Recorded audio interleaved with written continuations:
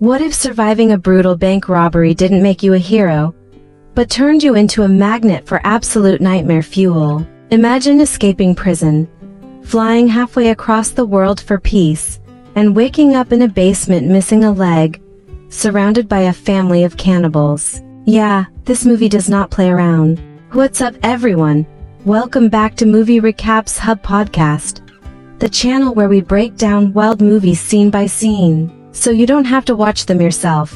Today's recap is the insanely violent, darkly funny horror thriller Bloody Hell 2020. And trust me, this one just keeps escalating. So sit back, relax, and let's get into it. The movie opens in Finland, deep in the forest. A young girl named Alia is running for her life, chased by several men. At first, it looks like she's being hunted by strangers, but we quickly learn something much worse. The men chasing her are actually members of her own family. Desperate to escape, Alia jumps into a lake, trying to drown herself rather than be taken. But before she can, the men pull her out, dragging her back alive.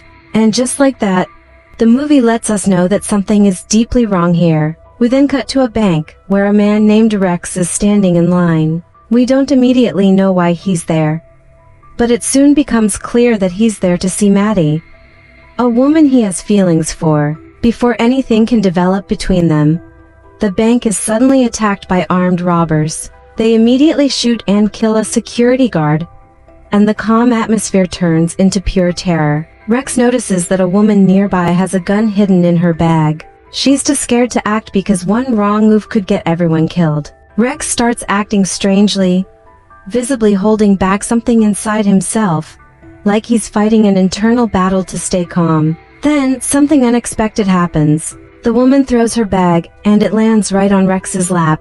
The next scene jumps straight to a courtroom. Rex is on trial for slaughtering all the robbers from the bank incident. Even though he saved countless lives and is celebrated as a hero, the judge still sentences him to 8 years in prison. 8 years later, Rex is finally released. He stares at a magazine featuring his own face, still labeled a hero. Instead of being ignored by society, Rex is constantly recognized, filmed, and chased by reporters. The attention makes him extremely uncomfortable, and this is where we see something unusual. Rex's alter ego physically appears.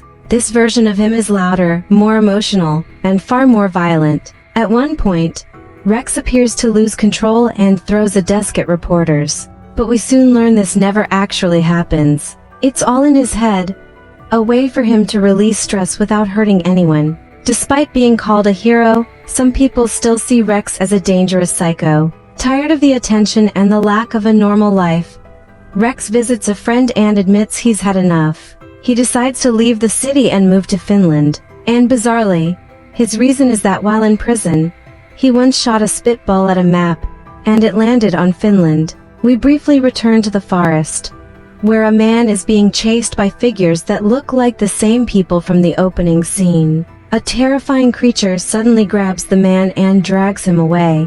This confirms that all of these events are happening in Finland, Rex's next destination. At the airport, Rex is immediately recognized again. People start filming him, and he notices a strange husband and wife watching him closely. Trying to escape the attention, Rex goes to the restroom, only to find the husband already there, silently staring at him while he pees. When Rex returns to his seat, the wife gives him a creepy smile. After arriving in Finland, Rex waits for a taxi. One driver aggressively cuts in front of the others and insists on taking him. Once inside the taxi, the driver releases anesthetic gas, knocking Rex unconscious. He wakes up in the basement of a house.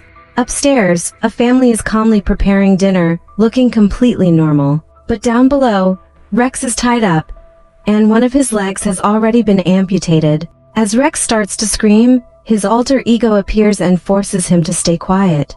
This version of Rex is smarter, colder, and more sadistic. It analyzes the situation and quickly realizes that the kidnappers are the same strange couple from the airport. The alter ego tells Rex to pretend to be unconscious if anyone comes down. While the family sleeps upstairs, the youngest child, Olavi, is still awake and curious. Rex tries to untie himself using his teeth, but the rope is too thick. Olavi eventually sneaks into the basement. Rex pretends to be unconscious at first, but once he realizes it's only a child, he tries to use Olavi as insurance. He attempts to manipulate the boy, kicking him with his amputated leg and trapping him between his thighs. Unfortunately, Rex panics and accidentally lets go. Olavi is knocked unconscious, and Rex loses his only leverage. When Olavi doesn't return to bed, his sister goes looking for him in the basement. She turns out to be Alia, the same girl from the opening scene.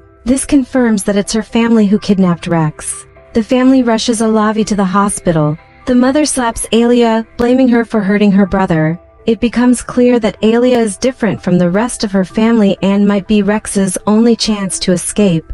Alia starts imagining herself married to Rex, showing that she's instantly attracted to him. With her family gone, she returns to the basement, treats Rex's leg, and confesses her feelings. Alia explains that her eldest brother was born with a disorder that causes him to crave human flesh. As a baby, he even bit their father. Since then, the family has kidnapped people to feed him. If he didn't like the meat, they'd simply find another victim. Alia never agreed with this and tried to escape many times, but her family always caught her. Eventually, they locked her in a wooden cage built by her father. Feeling guilty, Alia leaves a knife on the floor and tells Rex to take it himself. As Rex grabs the knife and starts cutting the rope, Alia's 3 brothers suddenly enter the basement, ready to kill him. Rex immediately pretends to be unconscious, and the plan works. The brothers leave him alive. Meanwhile, Rex's alter ego is furious and eager to kill them all. Later, Rex is injected with a strange liquid that makes him laugh uncontrollably. This triggers a flashback to the bank robbery 8 years earlier. We finally see how brutal Rex truly was. His alter ego completely controlled him, slaughtering the robbers with no hesitation. When trying to save Maddie, Rex showed zero concern for who might die. Although Maddie survived, a tragic accident occurred.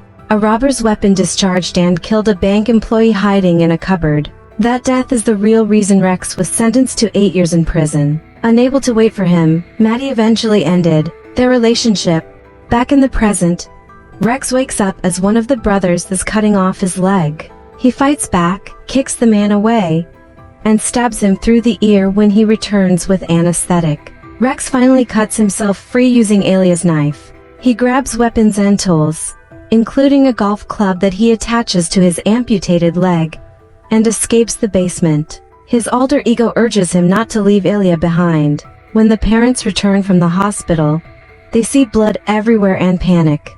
They plan to flee thinking Rex escaped, but Rex is already hiding under the table. He kills them one by one using a nail gun. When it runs out, he kills the mother with the golf club. One of the sons attacks Rex and is killed by a thrown knife. Alia finishes off her mother herself. Just when it seems over, Alia's eldest brother appears. Huge and monstrous, he descends the stairs. Rex and the cannibal fight violently. Rex clings to a refrigerator door and sees something inside. His missing leg is still there, untouched. Smiling, Rex shoves his own leg into the cannibal's mouth, killing him. Rex takes Alia back to America, where they start a new life together. One night, they hang out with friends. A woman flirts with Rex, making Alia jealous. We then see that Alia also has an alter ego. She imagines killing the woman. This confirms that Rex and Alia are perfectly matched, both sharing the same darkness. In the final scene, Olavi, the youngest child, has recovered and plans to avenge his family.